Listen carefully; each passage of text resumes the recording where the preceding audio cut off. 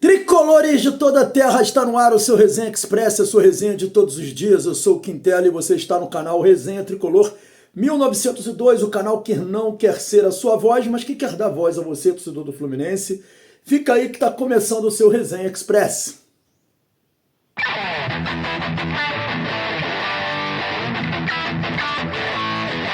É isso aí, galera, Resenha Express começando para poder trazer aí notícias do Fluminense de 13 de agosto de 2025. A gente vai falar aqui logo após a vitória, né, sobre o América lá de Cali, uma vitória importante contra o time colombiano, uma vitória que dá uma tranquilidade para a segunda partida do Fluminense, decisiva na semana que vem pela Conmebol Sul-Americana. E a gente tem notícias para trazer, principalmente de reforços que estão chegando no Fluminense. Vocês devem ter ouvido falar aí do Igor Rabelo, novo reforço do Fluminense. A gente vai falar sobre isso, mas antes de mais nada, pedir aos amigos que estão aí para não se esquecerem de se inscrever no canal, ativar o sininho das notificações, deixar o like. Quem puder também dar um hype nesse vídeo.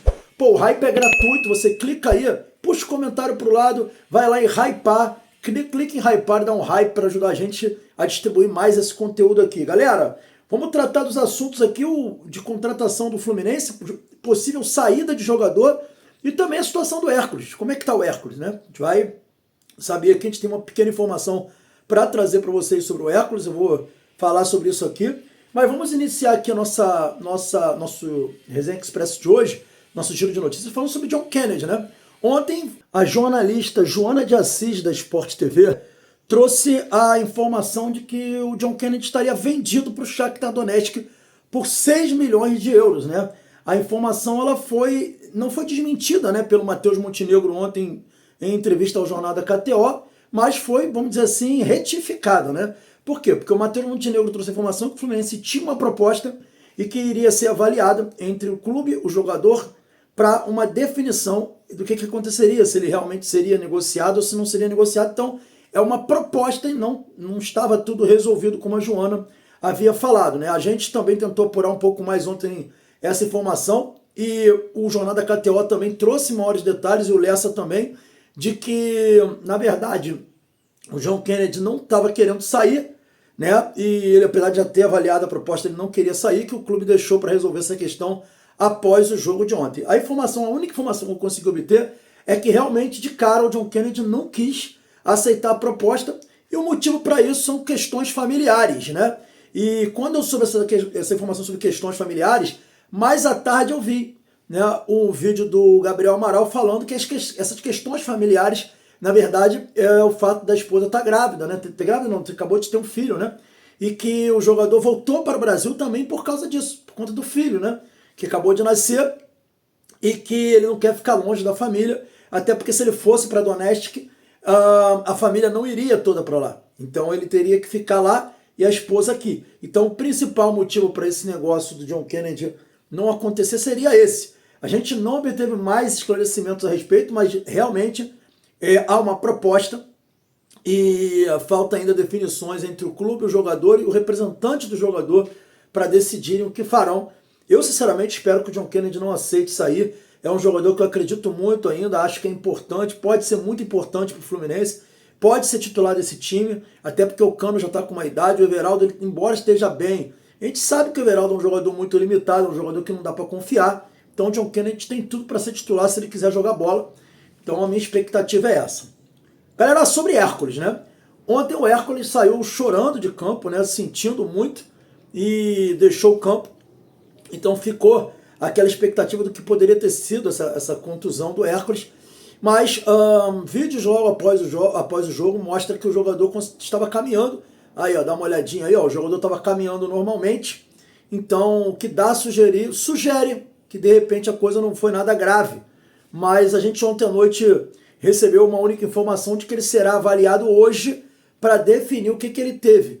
A expectativa é que tenha sido apenas uma pancada mesmo, né? E aí tenha causado um pequeno edemazinho, que tem, né? E nada além disso, né? A coisa que consegue recuperar aí em 3, 4 dias, no máximo 3 dias talvez, se ele consiga recuperar. Então, a expectativa que se tem é disso, mas ainda não sabemos o que virá pela frente, porque isso é uma caixinha de surpresa. Às vezes você pensa que foi só uma pancadinha e quando você faz o exame e vai lá olhar, a coisa foi séria. Então, mas Quintela, como é que ele estava andando? Vocês vão lembrar que o Alexander, quando teve aquele problema no ligamento colateral medial, ele saiu andando também. Saiu andando com dor, mas saiu andando. Então isso não quer dizer que não tenha nada, só realmente após os exames médicos que a gente vai conseguir ter uma ideia do que o Hércules teve, mas realmente anima a gente vê-lo andando, caminhando como nessa imagem que a gente viu aí. Galera, por último, informação sobre o Igor Rabelo. O presidente Mário Bittencourt disse que estava ontem no SBT que o jogador realmente estava praticamente contratado pelo Fluminense, que estava tudo encaminhado, que os documentos chegariam hoje e que o objetivo era que o jogador fosse apresentado o quanto antes. E por que apresentado o quanto antes? Porque sábado tem jogo com Fortaleza e o Fluminense não tem zagueiro para pôr em campo. Teoricamente teria que colocar o Manuel jogando ali com o Davi, tá? E na verdade o clube não quer correr o risco de ter Manuel e Davi e por isso busca para ontem a contratação de zagueiro. A informação que a gente tem, todo mundo já sabe disso, é que o Igor Rabelo não está inscrito na Sul-Americana e nem na Copa do Brasil, que seria um problemão, né? Porque é um jogador que, teoricamente, ele vem até... Eu discordo de quem está dizendo que ele não vem para ser titular. Ele só não vem para ser titular se ele tiver, nesse período aí, uma contusão. Né? Se ele continuar tendo contusões que nem teve nos últimos anos. Porque, assim, ele é muito melhor que o Freitas. Acho que é indiscutível que ele é mais zagueiro que o Freitas. Né? Quintela, mas é muito pouco pensar assim, não. É o que a gente pode pensar. O Freitas é um zagueiro limitado. O Igor Rabelo é um zagueiro que já teve um relativo sucesso. Foi contratado na época pelo Atlético Mineiro como jogador de potencial de seleção brasileira. Óbvio que as contusões atrapalharam, mas não é por uma questão técnica, é por uma questão de contusões. Então, assim, ele vindo, ele vai ser o nosso segundo melhor zagueiro disparado. Eu, assim, melhor que o Ignacio, melhor que o Freitas. Eu não tenho a menor dúvida disso. Então, a contratação do Igor Rabelo traz, sim, do ponto de vista técnico, uma qualificação para o elenco do Fluminense.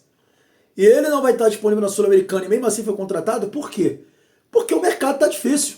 O Fluminense tentou contratar jogadores, chegou a sondar o Rafael Tolói, tentou de tudo para trazer o Nino, não foi possível trazer o Nino, e aí o que ficou para o Mário, para o Fluminense, foi tentar trazer pelo menos um zagueiro para ajudar no Campeonato Brasileiro. Por quê? Porque entra naquele esquema de rodízio do Renato, né? de poupar jogador para um jogo, para no outro ele jogar, aquela coisa que a gente já sabe.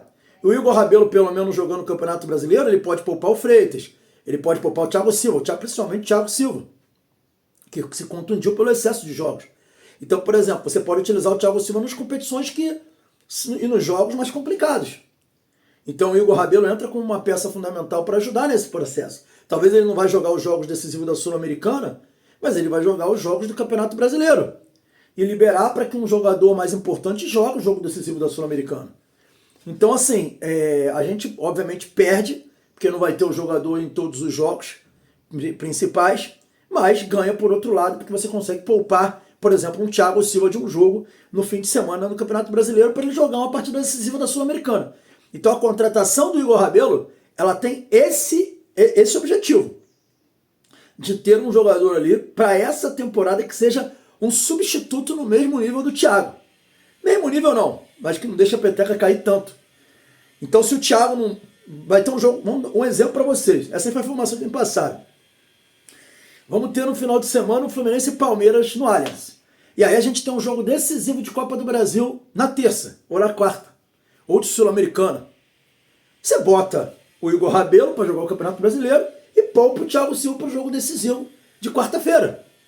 Esse é o objetivo da contratação do Igor Rabelo.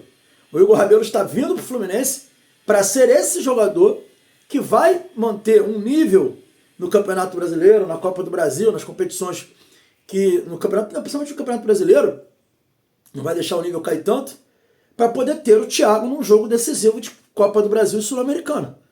Então, esse é o recorte.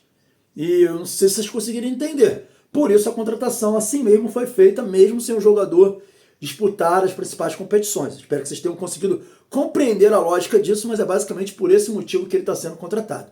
Então o Igor Rabelo, inclusive, deve se apresentar no Rio hoje. A expectativa é que hoje ele chegue ao Rio de Janeiro e já assine contrato com o Fluminense, né? E já faça as fotos. Inclusive o Santi Moreno, que já fez alguma coisa ontem, hoje ele continua fazendo a parte de imagem e marketing do Fluminense. Ele deve fazer algum vídeo falando sobre ele, alguma coisa desse tipo. Então essas são as expectativas para essa semana. O Fluminense volta ao Rio hoje, tem folga, né, apenas para os jogadores que viajaram, e amanhã volta aos treinos. Esse foi o Resenha Express, saudações tricolores, fiquem com Deus e até o próximo vídeo. Valeu!